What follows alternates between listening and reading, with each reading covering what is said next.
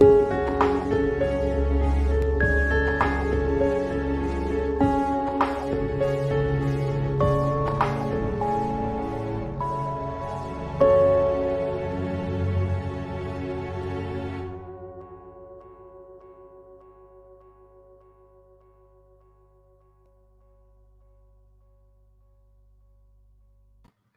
evening, guys. Welcome to the show. Welcome to the I Want to Believe show.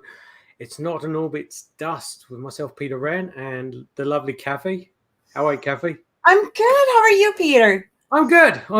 Busy week in the world of the paranormal. We had our presentation last night at the Paramount Theatre, and there was about 45 people there, which is pretty good. It was pretty nerve-wracking, actually, because it's the first time we've ever done a fundraiser where all of the funds actually come back to our group rather than doing fundraisers for heritage sites and stuff like that. So it was nice. It was a good number, good questions and stuff like that. So lots of good fun on that. How about yourself? I'm doing really good. Just doing my stuff, keeping on the channel of my other channel. If you guys don't know that other channel, make sure that you go to Oracle Intuitions. We do live readings on that show. And otherwise, yeah, we're doing good. We're getting ready, go back to school kind of thing. I'm not excited about that, but whatever. It's coming. You're going back to school, are you? Is that what you're saying? Oh, I'm not going back to school. My son's going back to school. I think that they would kick me out. Yeah. They'd be like, no, you're too much trouble. Get out. Yeah. What are you doing in there, Miss Rogers? You've tried it so many times over the years that you're not. Exactly. Yeah. I'm done now. Yeah. But my son's going into his last year of high school. And so that's exciting. Awesome. Can't wait for that to be done. Awesome. It's good. We have a lot of people watching tonight, and I really appreciate it. I just want to let you guys know. So I'm going to say hi, Facebook user. Unfortunately, we can't see who you are sometimes on Facebook. I don't know why it doesn't always show through, but we truly appreciate you being here. Hi, Cathryn. Hi, Melissa. Hi, Cody. How you guys doing? And make sure that you guys, do comment in the comment section. It's nice to, hear what you guys have to say. You guys are always welcome to ask our guests questions as well. And, as long as they're YouTube appropriate, we will post them and ask our guests anytime. So, yeah. So I'm going to play a little clip before I introduce the next guest. And I apologize. One of my other monitors has just pooped the bed. So I'm going to put it on my other monitor, which I don't normally use. So I apologize for the delay on this. So just going to play a quick clip. Sorry, one sec. Technical.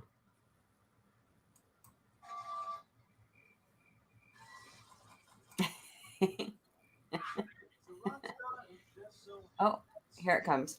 That's right. John Carpenter has written, directed, and musically scored some of the most influential genre flicks ever to be put on the big screen, bringing excitement and artistry to action. Sorry. Science fiction extravaganzas. And, of course, horror. The scary kind. The way he uses the camera to tell stories and explore the human condition is simply genius. A master of tone, tension, and world building.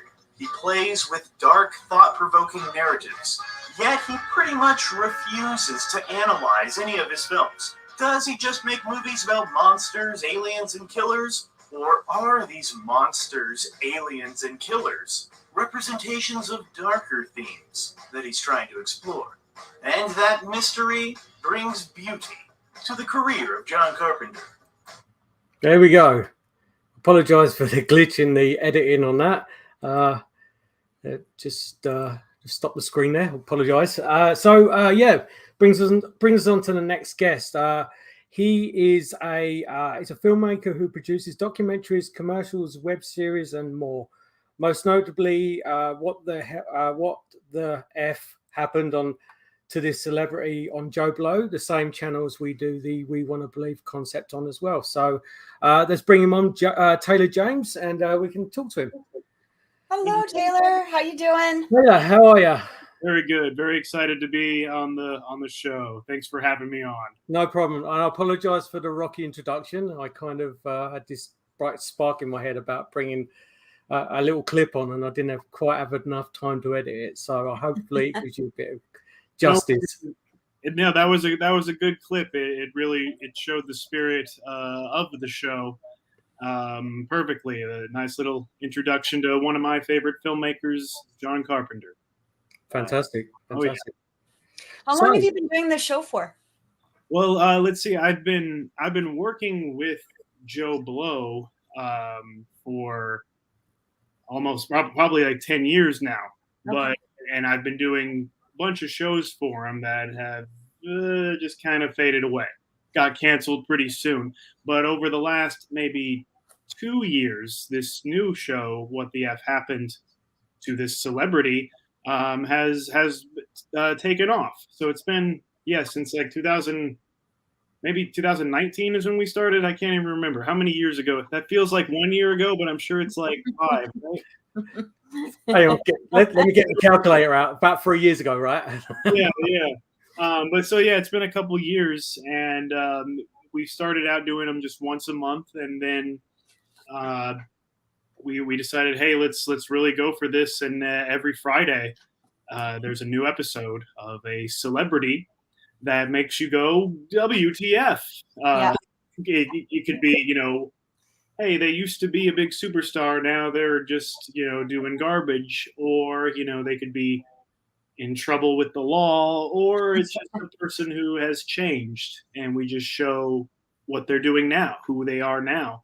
I like it because it pretty much anybody can be a what the F. It's really so it's been a lot of fun and educational. I bet. Have you ever actually met any of the celebrities that you did the show on? Let me think. I used to do a lot of red carpet stuff, so I've met a lot of celebrities. I don't know if I've ever met one that we've covered. I can't remember. I need to look at the list. I've met Bill Murray. I've gotten to shake his hand and interview him, so I get to say that.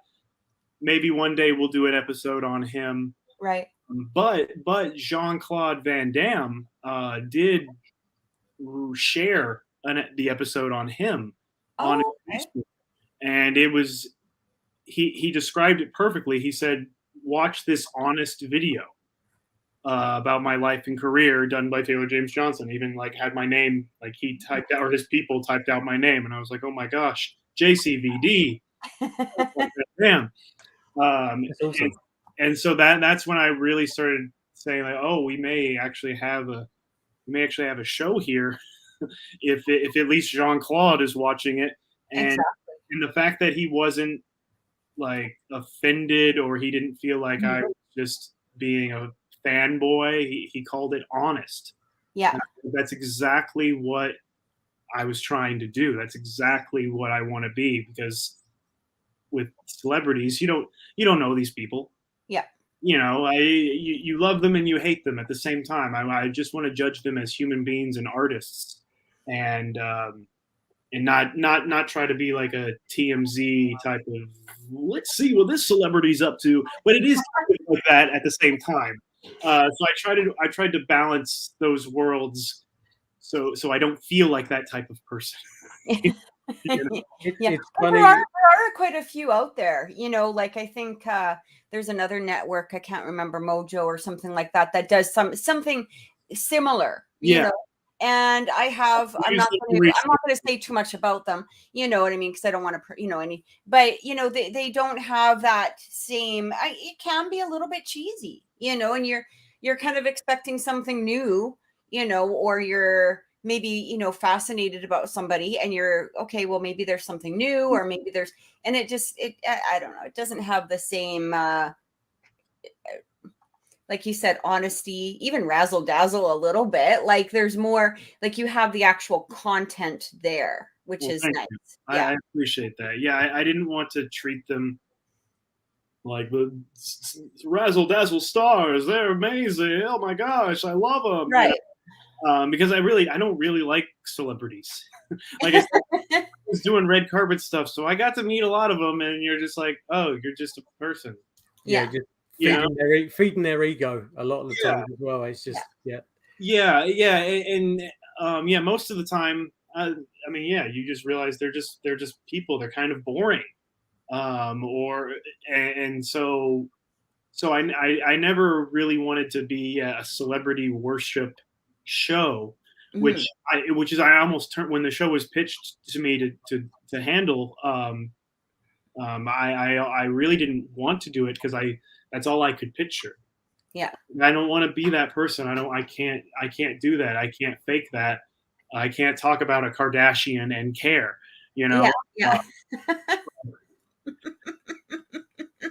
But I maybe could talk about what the Kardashians represent to our society, So there's always poetry in something, and there's always art, even in the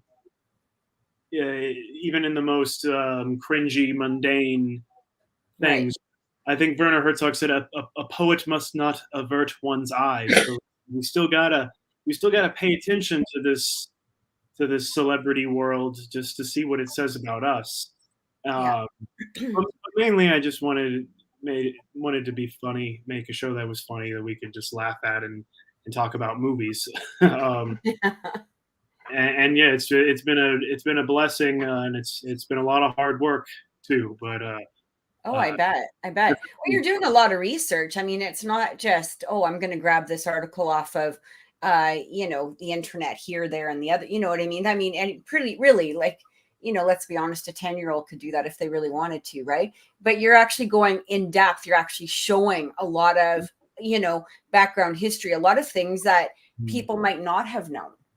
And you got to really appreciate that. And again, it's in a way that is, it interests the viewer. It's something that you actually want to watch, not just like 10 minutes into it and you're like, oh, I didn't really learn anything. Yeah, thank you very much. Yeah, I wanted people to, even if it's a celebrity that you think you know everything about, Nicolas Cage, Johnny Depp, you still walk away going like, oh, I didn't know that.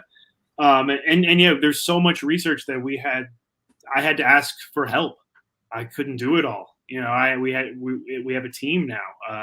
A guy, really nice gentleman named Brad Hammerly, and so we get to work together, and it's become a team thing as it's been growing, and so I get to hear his opinions, my opinions, the producer's opinions, and kind of also critique the films and the people. And we're not just doing films anymore. Actually, the one that I'm working on right now is What the F Happened to David Lee Roth. Oh, okay. We're expanding to music. We did Madonna, who's kind of in all those worlds, Will Smith, who's in all those worlds, and then we went, hey, let's go for it. What the F Happened to Axl Rose? Right. And that one really took off, skyrocketed. Oh yeah.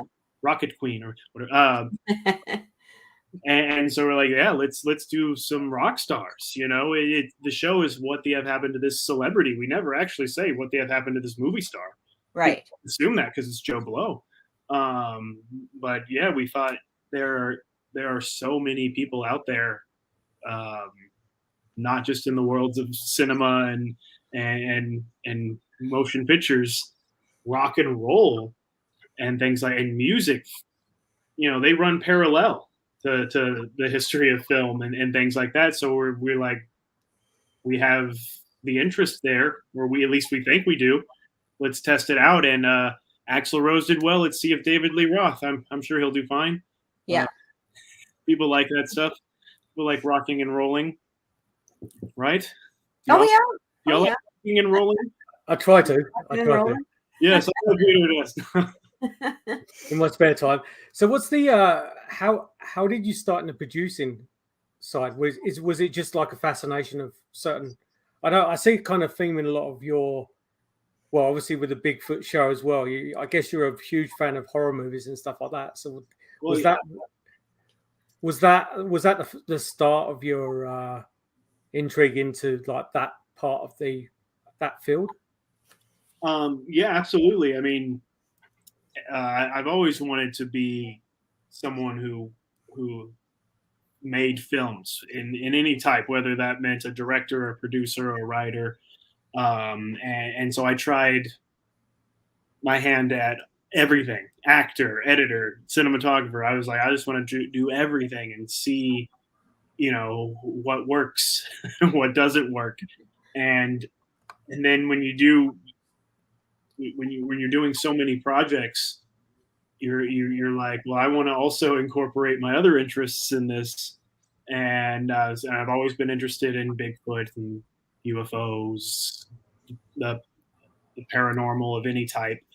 And then I started realizing, yeah, those worlds, film and cryptozoology, they go together. You need someone with a camera out there in the woods. You need someone to put this footage together. You need someone to analyze it, someone that understands cameras, and you need someone who is also interested in that. And through horror films, through adventure films, just monster creature features, and even learning about history, you look and you feel like you have three separate passions, and you're like, no, they're all together. This is all the same thing, right? It's all the same world.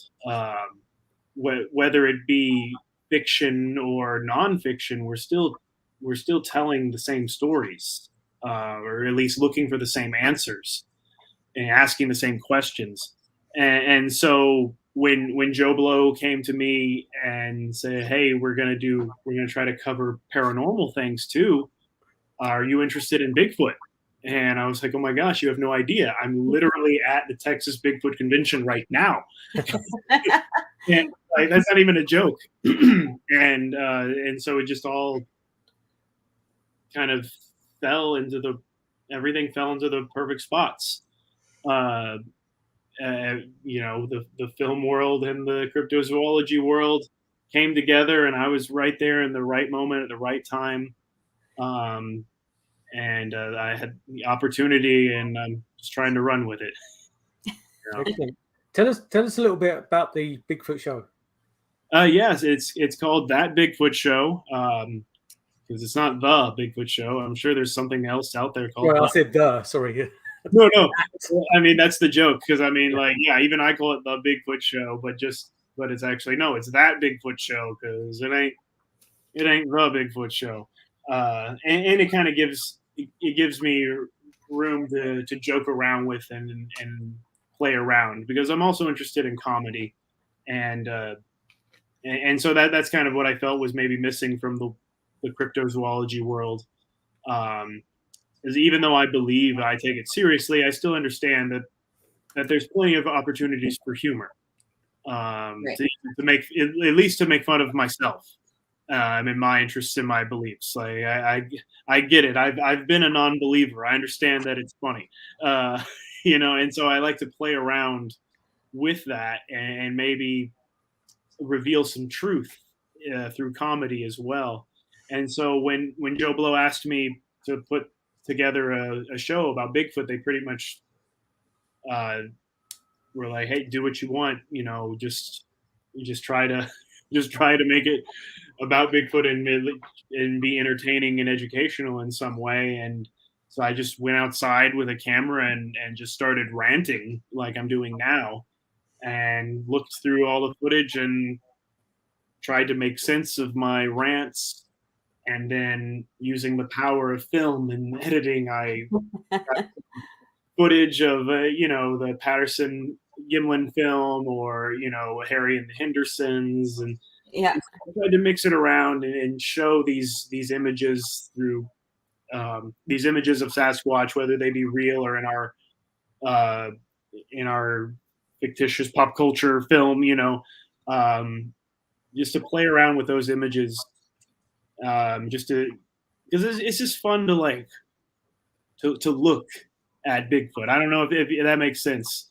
It's just so interesting to me. I could just stare at, even if I know it's not a real photo, I could stare at it for all day long, just imagining like, yeah, human, animal, what is this?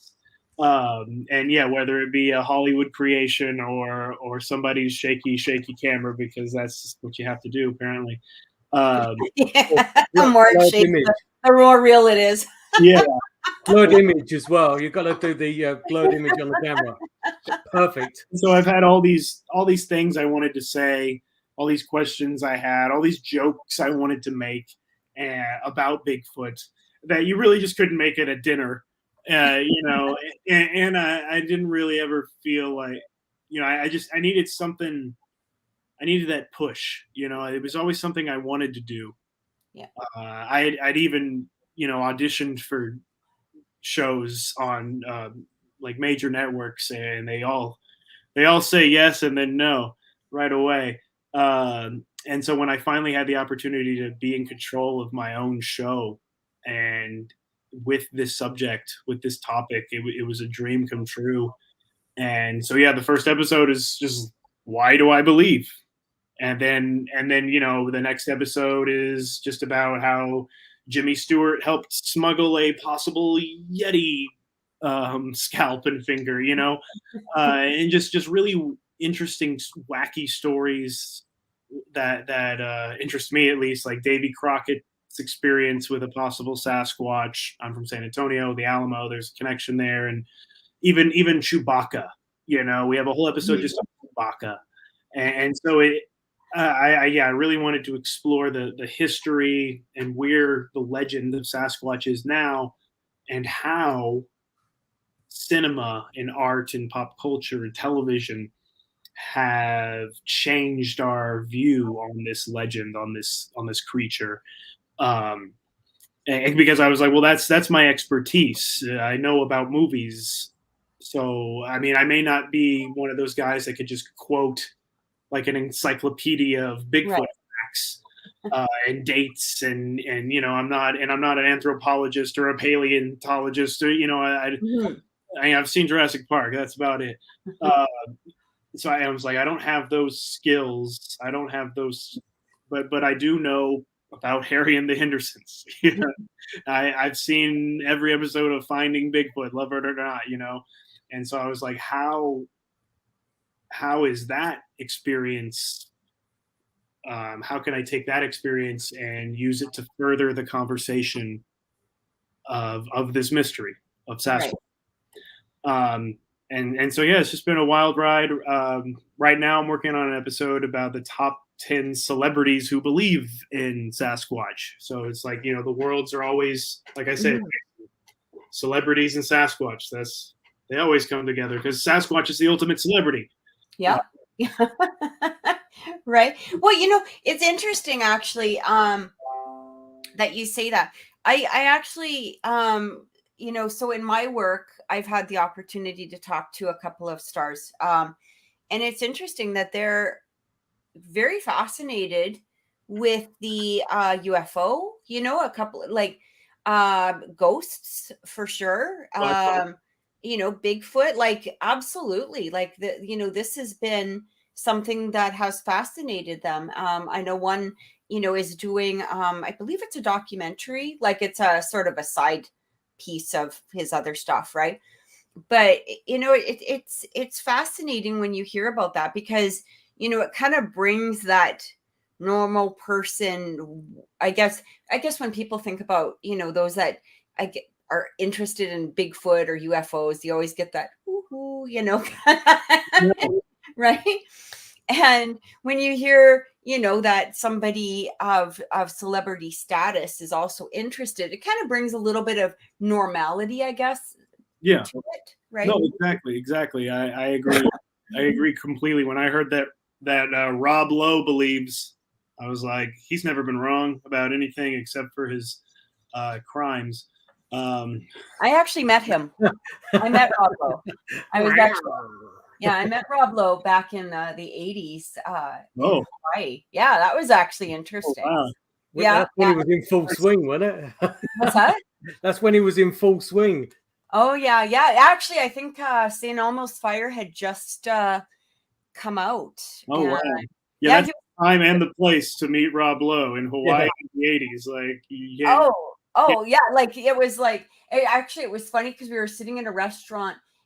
We had gone to a bar, and the waiter took forever to get to us. And when he finally came around, he was like, "Oh, I'm sorry, there's some big celebrity next to you." And we're like, "Who?" And they had these big wicker chairs, so you couldn't see like into the, you couldn't see who was sitting beside you. And he's like, "I don't know, some idiot named Rob Lowe." And you should have seen, there was 4 women, like all 4 of us were. You've probably never seen women scramble over wicker chairs faster than us. Oh, man. Yeah, it was actually pretty cool. Nice guy though. He was a little drunk, but whatever. It was the 80s. It was Hawaii. It was the 80s, yeah. It was before the film his little incident with the camcorder thing happened. So it was just before that. Using camcorders to find Bigfoot. So it's all there you go. all right.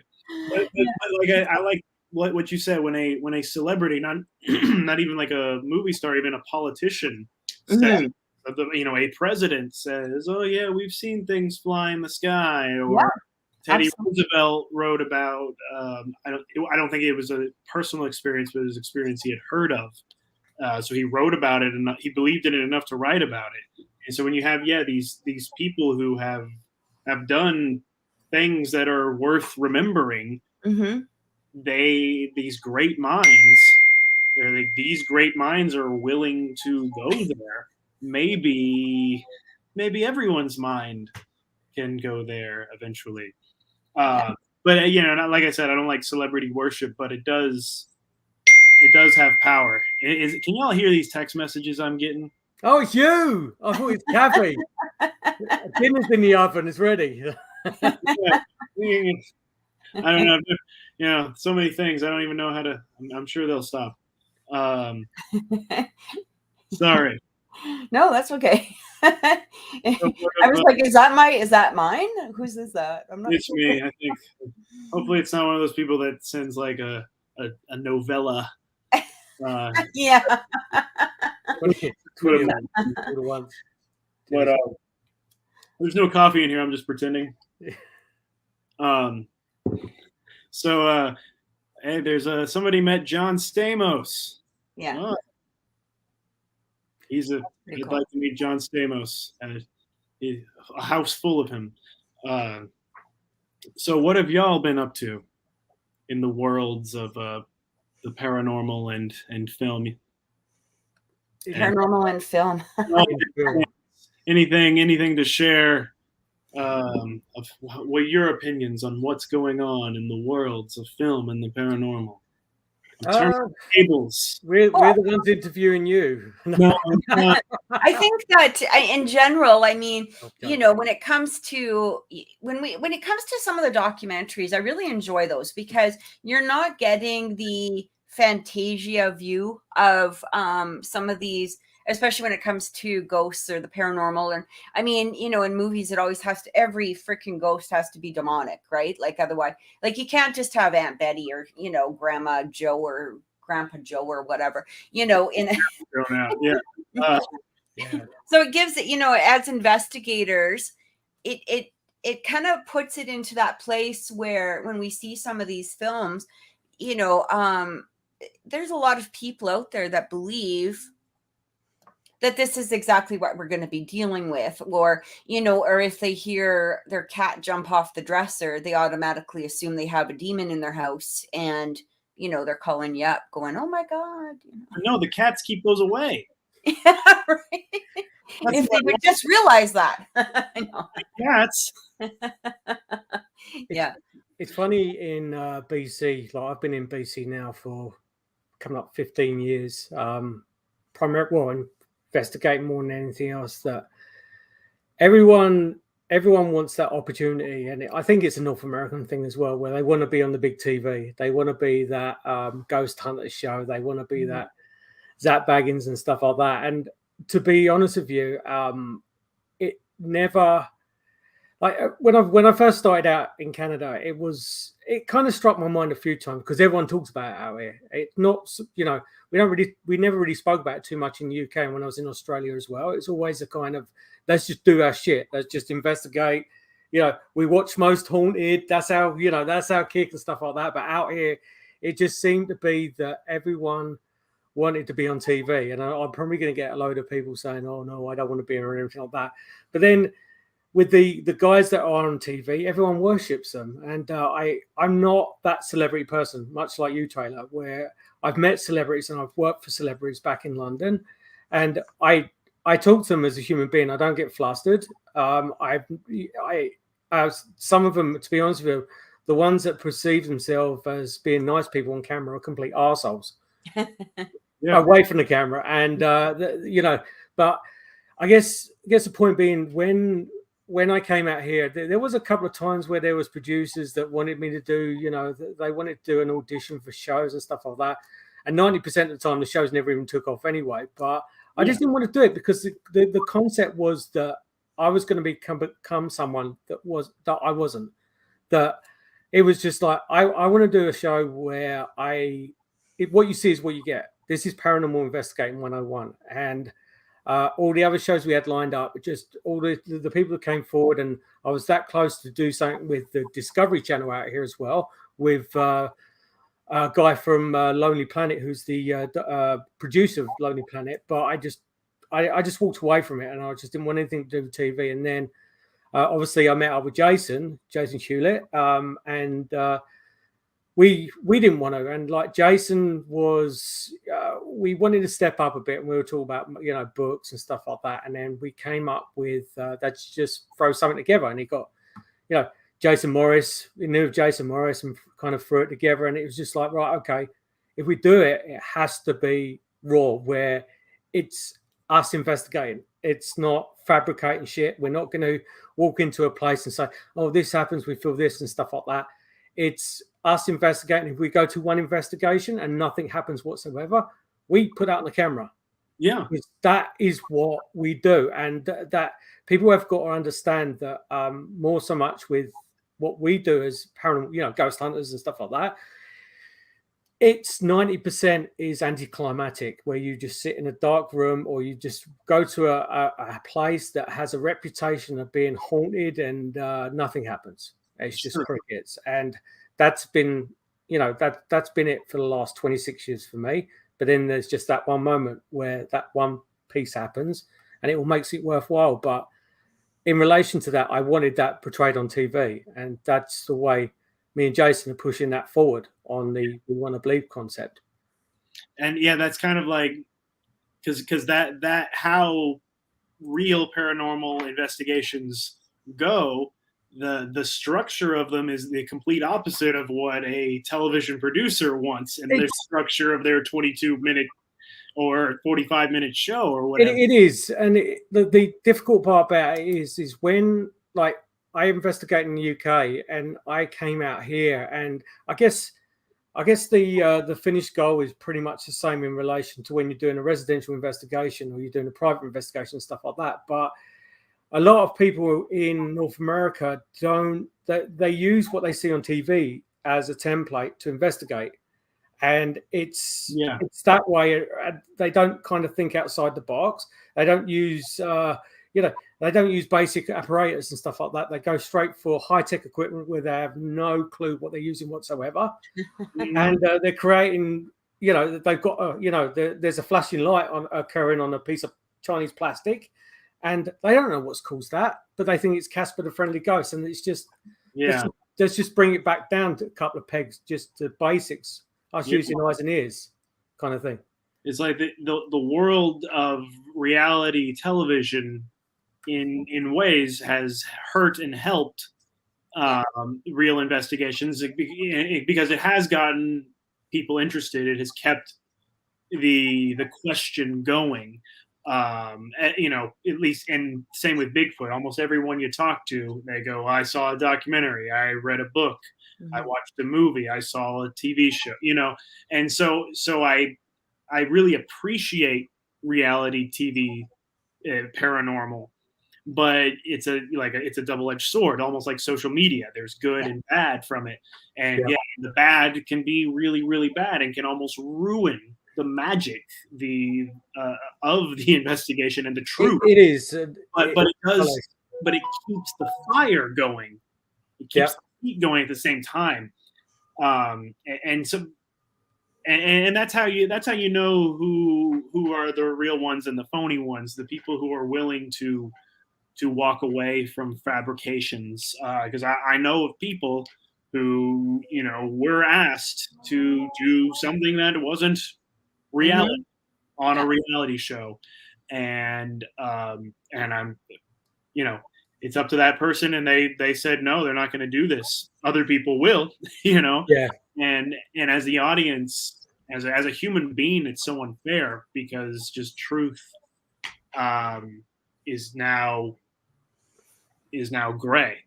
It is, but everyone gets painted with the same brush though, because those type of shows, you can't believe in anything like that goes on in those shows. And with our show, it's a documentary show that we do, and it's. You're not a reality show. It's series. There's it's been a very difficult. Like, I don't get too much involved in that's a Jason Morris and a Jason Hewlett kind of deal, but it's a difficult point to get that line in the sand in relation to us overstepping that mark, becoming that kind of Hollywood kind of glamorized kind of show, and it's been more to do with, like, there was one particular incident on one of our earlier shows where we did one thing on there to the show, like Jason added something on the show, and it was just like bang, bring us back into over that line, and we've been on that straight line ever since. And it's been good, and it's like I'm very fortunate with Jason because we're both very much like-minded in relation to what we do. Y'all are a good team. And we both work really well together, and it won't ever overstep that concept. Never. We you know, when early on when our team it was a couple years in, you know, to our investigating, we actually had an encounter with a very famous show. It had been off the air, I think, maybe about a year or two. And we actually ended up meeting them. They were paranormal investigators. And the main host, they wanted to, like, the main host was, well, really caught for fraud, claiming that he had pancreatic cancer, and it turned out to be completely fake. Sorry, I'm making change in there. Yeah. And, you know, and the thing is that we did have an investigator that was sort of, I guess, friends with them. And, you know, there was a lot of, anyway, we basically had to say, look, we're only a small time, you know, we're here in Edmonton, like, we're not, you know, big famous ghost hunters, but we know that something is going to happen with this because of the reputation that they're building. Like, they would schedule huge events. Let's say it's, you know, some asylum or something, charge thousands of dollars and then not appear.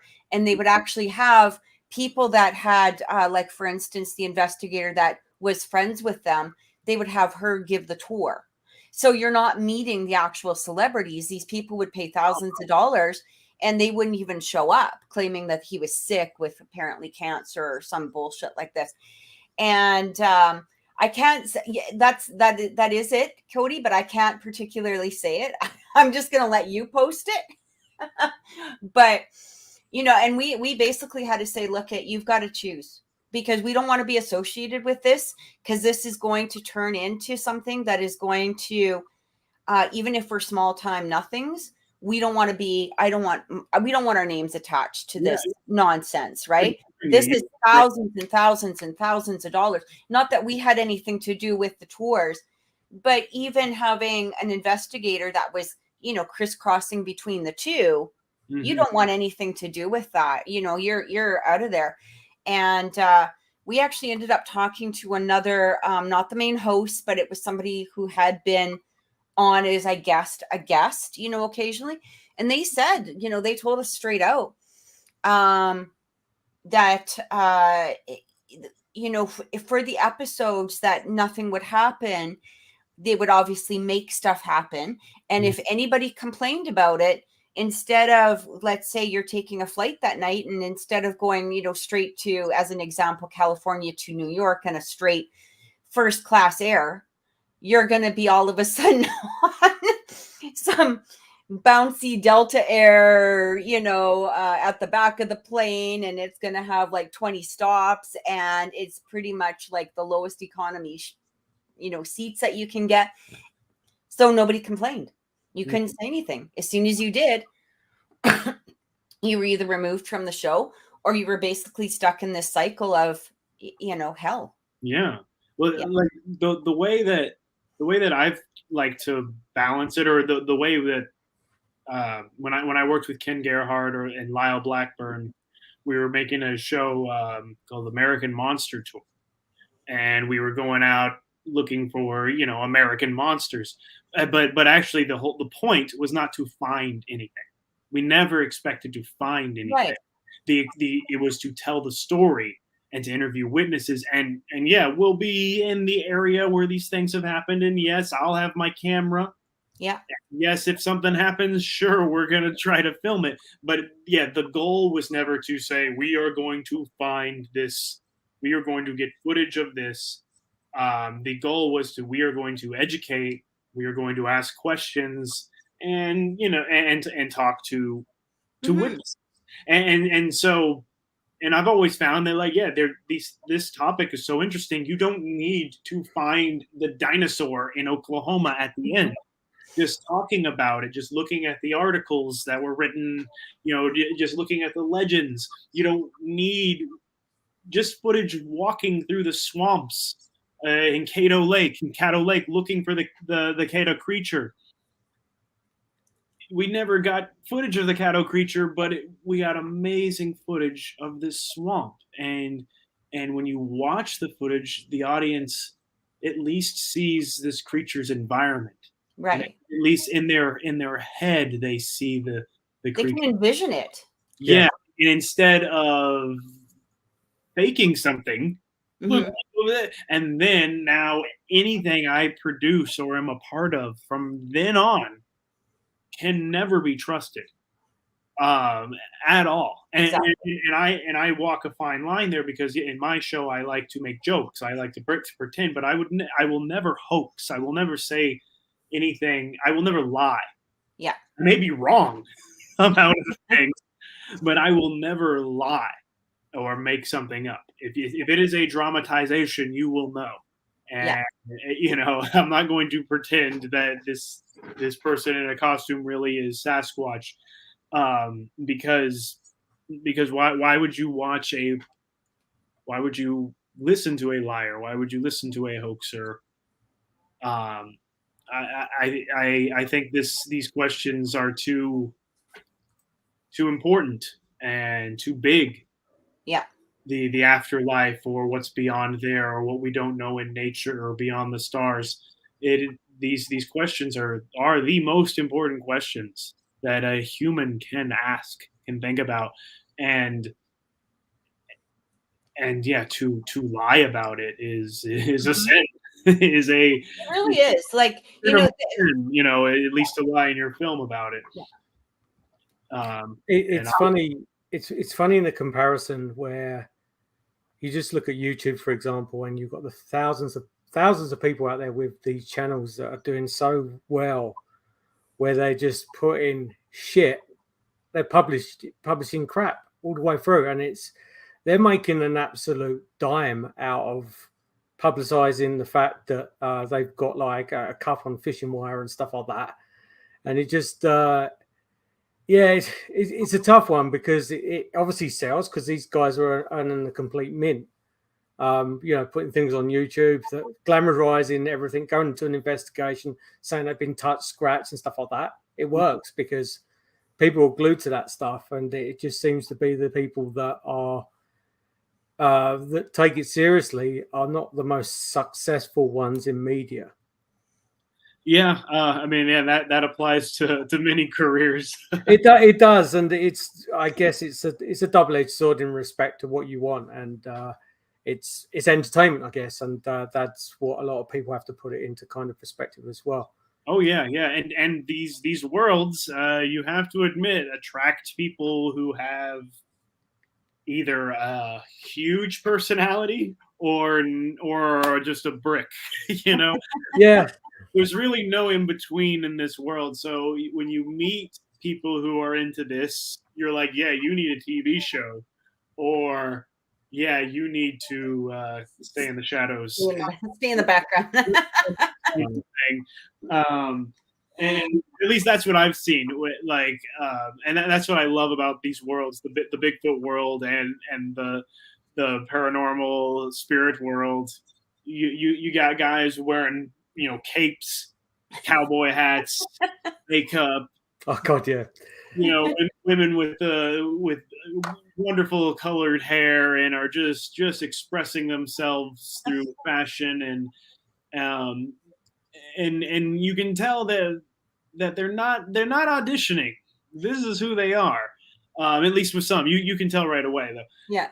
And from the people I've seen, it's just like, yeah, one of my favorite parts, and at least as a, you know, I'm looking at it through the eyes as a producer, are the personalities that this subject matter attracts. Because yeah, both of y'all are unique personalities, and yeah, everybody that I know, that I go to, that I consider a mentor in this, you know, I'm like, yeah, you need a show, or they've had a show, you know, and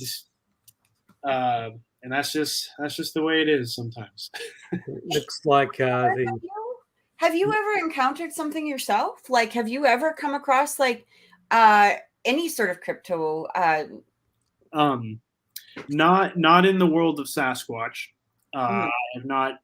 Like I said, I'm always going to be honest there. I have never. Yeah. I don't think I have never felt that I was near a squatch of any kind. Right. I have had a handful of experiences that I believe were from the other side. Right. Nothing worth like really telling a story of, like a little tap on the head in a room that you know, was over 100 years old and had a history, and, you know, a graveyard in the background, and a little wall in the closet, and just like the title, you know, the room was filled with dust. They swear it's dust. The room was full of that. You know, this was like a Civil War era home, to the point where I was even pretty sure I knew which little girl this was, or this entity was pretending to be. Right. To the point where I even said the name, and, you know, and like I said, I got the orb, you know, it's dust, you know, but ironically, funny enough, that's when I was on a Bigfoot expedition. So when I'm out looking for Bigfoot, I have a ghost experience. You know, and then the same, I've even made an episode of a UFO sighting I had. And I've made an episode about this sighting on that Bigfoot show. So if you want me to go into detail on that, please check that episode out. Yeah. It's that Bigfoot show UFO sighting. And I'll just give you a quick rundown. I had a UFO sighting on a plane on my way back from Vegas. I looked out the window, saw something that I believe was very tiny. Yeah. Of course, it was a Twilight Zone moment where I look out the window. There's something out there, you know. And of course, I was wearing Bigfoot Lives. and so no, even I wouldn't have believed myself. And so I'm like, the people sitting next to me, I'm telling the stewardess, and they're just like, me. How much longer is this flight? Yeah, getting off this flight quick. And we were coming back from Vegas, and so I'm like, I get it. I'm sorry, I know. And yeah, the woman next to me, who I told it was already a turbulent flight, so the woman next to me was not having a good time anyway. And then this crazy person wearing a Bigfoot shirt turns to her and says, "There's someone out there." You know? Look, and that's right. And her husband looked at me and he's like, he didn't see anything. He did not. I'm just doing that. Yeah, but we're gonna die. I was excited. I was scared. I was like, something flew up to the window and flew away. And the reason, and one of the reasons that I know that I didn't just imagine this, is I turned to a complete stranger on a plane. It was just, I had to tell the nearest human being, oh my God, I'm seeing something that I had always dreamed of seeing. I'm not gonna lie. That's the moment. That's what we've all wanted, and it happened. And so, yeah, my instincts, I have to turn, even if that person is a crying woman, shaking up and down. Yeah. I had to tell her, and that, because you go back and you replay it, like, did I really see that? Did I? I was like, I had. Yeah. There was no way I would have put that stranger in that position if I didn't truly see something. Yeah, if you didn't truly believe it, right? Yeah. And so, yeah, please check out that episode. I see humor in it, and I know it's oh geez, of all the times, it's just God playing on me, or the aliens, or whatever it is. But I swear to you, it's all true, and that's why it's so funny. It's kind of the same as me when I've been on investigations. You get that one moment where that thing happens, and I just boil over, and I always break composure, even if I'm around a client's house and stuff like that, and I just turn into an excited little kid. It's like, did you see that? Like running around, and regardlessly wherever. I remember one particular time where I was in this woman's house, and we had another investigator upstairs, and I heard with my own ear, and the lady was actually sitting on the chair. I heard the lady's name being mentioned with my own ear, without voice recorder or anything like that. And I looked around and looked at her in her chair, and she didn't obviously hear it or anything like that. And I was like, "Did you fucking hear that?" and she just looked at me like that, and she was like absolutely petrified. Yeah, obviously with a thick accent as well. It was just like. In your reaction, literally, because you would not act like that. No, it wasn't. Situations. That's how you know that something truly happened to you. Yeah, that's hilarious. Adrenaline does weird things to you, and I've had it before when I was up in the Orpheum Theatre in Vancouver, famous theatre, and it's had a lot of history of people dying and that kind of thing, and people being killed in there and stuff like that. Kind of like any old building, really. It all generates a story. Yeah. And there was one particular room where there was me and another two investigators, and they were the first two to see this shadow image first in a doorway of a washroom. And a friend of mine that was sitting opposite me, she was sitting right hand side. She looked over like that. She went, "Oh my God!" and she closed her eyes like that. And the guy that was sitting right by the side opposite me just went, "Look, look, look," and he was pointing to the doorway. And I looked round, and it was semi-lit because there was a fire exit sign above the door. Yeah. And I couldn't see anything. And I was like, "What are you looking at?" He goes, "There's someone standing in the doorway." So I looked round, and there was this black shadow figure just standing in the doorway. And of course, I'm like, my adrenaline kicks in, and I don't know whether I'm scared or excited at the same time, but I get up and I run towards it, and I'm like a clavering mess. I kick the chair over and stuff like that, and I'm stumbling around trying to get to it, and they're like that. They're just sitting there with their mouths drawn open like that. I was like, "Oh," and I ran over it, and apparently as I was running towards it, I shouted out, "Come here!" You probably scared the poor thing, whatever it was. I know. He was sitting there going, "I just wanted to say hi. What's this lunatic doing?" I know. I didn't think about getting a camera out or anything like that. I just wanted to run towards it as fast as I could possibly go. I don't know what I wanted to do when I got there. Perhaps trying to hug him or something like that. Like, hey! Your instinct, your natural instinct to search for the truth just fully came out. It was just like I want to give this this black this shadow figure a rub on the head. Yeah. I don't know what I was going to do when I got there, and it was funny. But what's ironic about it as well, and I'm kind of digressing on it, is that we actually we did a EVP session up in that area as well, and then we asked for something to happen, like a reaction, move a chair or move an object and stuff like that.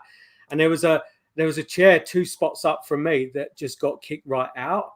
And of course, the camera was just slightly off of where it was. The other guy that was sitting dead opposite me, and this is a classic reaction. He gets up, and this guy's he's probably pushing about 300 pounds, so he's quite a big guy. He gets up and he's standing. Did you fucking see that? Did you? And he's hopping around on one leg like that, and I'm like, the chair moved. The chair moved. So excited, but I'm glad that the camera wasn't pointing at us because. Yeah, we were definitely very joyful, and I wasn't scared though, and it was just it was my adrenaline. Just I became a blubbering mess, and it's funny. At least you know how you react, so you can prepare for that. Oh yes, yeah. There's if I'm ever on camera and that one thing happens, and it's happened a couple of times actually on the We Want a Blue show. You can tell straight away that it's legitimate 100% because I would not act like that in front of anyone normally. Yeah. You're just getting lost in the moment. I totally am, and I still do it to this day. And to be honest with you, I don't really care because that's what I do it for. That moment, my selfish side. It's interesting what you said about the plane, though. And again, even just reactions. Because one of the things that I have found is, and especially with children at times, but even just adults, is that when you have that paranormal experience, you can retell it, but the story doesn't change because it's almost like, I mean, I guess to some degree you want to compare it maybe to an accident or something along that line, but you might not remember exactly what you were doing just before, but you remember the incident and you remember right after, and there's no deviating from that because it is just it's like burnt into your brainstem, right? And it's so clear. The episode, I'm like, or when I was retelling the story, I was like, oh my gosh, I got to stop because I'm just like verbatim just repeating the episode. Yeah, like, but that's the truth coming out, and that's exactly what it's like. And I found that especially when we've done homes where there's children involved. And sometimes the parents like to coach the children because they, do want the experience or they, whatever their nonsense is sometimes in their head. Or sometimes the kids are making it up for their own attention, not realizing it's going to turn into something where the parents are taking it on a very serious side. That happens a lot, yeah. And so when you're able to get the kid to repeat, like you can tell with children, I mean, they're like wide-eyed and they're just like, and they'll and they're very experiences like that where my stepchildren and my wife they experienced, we were in a house and they all instantly felt something and that I didn't feel, but they were feeling, and I even went back into the house alone and so it was just like, the children and women and men dependent react differently. The energy they were feeling, I could not pick up, but it was making them, get a tear up and had to leave. It was that strong, and yet I felt nothing. Yeah. We believe it was probably whatever this was. We don't believe it was a positive energy. Whatever this thing was targeting these little girls. Yeah. And my wife and I literally like went in there because they were like, oh my God, we're feeling something. So I literally went in there almost confrontational, like, what are you doing to my family kind of thing. And it didn't, and I felt nothing. I was like, this feels the same. This feels completely the same. And then, we did the prayers and lit some things and went back. That energy's gone, and so it's just the children instantly barely even got into the house, instantly were feeling what my wife was feeling, who had been there hours, you know. Right, ahead of time. It took a different, and maybe I would have eventually felt it, but it was a different time, different power, which yeah, is just so fascinating and terrifying. Yeah. So, final question before we end the show: what's next for you? What's new and on the horizons? Let's see. Yeah. So what's next? Coming this Friday, What the F Happened to David Lee Roth, and then the top 10, or just a list of celebrities who believe in Bigfoot. That should be coming in the next 2 weeks. I also just participated in a 48-hour film festival. So I'm out there kind of promoting this new short film that me and my friends put together. And luckily we got, where you draw the genres, and we got sci-fi, so it's perfect. It all fits into the world. And then I've got some documentaries that I'm finishing up, that I'll be like pushing out there, submitting to film festivals soon. But yeah, just trying to keep up the WTF and the Bigfoot. Good stuff, man. Along with my other government contracts. Yeah. Wink, wink, nudge, nudge. Okay. Well, Taylor, thank you. A lot of stuff. So thank y'all for giving me a chance to talk about myself. It's been such a pleasure to meet you. Likewise. It's good. Thanks, Taylor. And for you guys watching, please subscribe and like and click on notifications, and for the I Want to Believe channel. And we will be back next week with another episode of the show, and with another person that we're going to interview. So have a good week, guys, and talk soon. Okay, bye.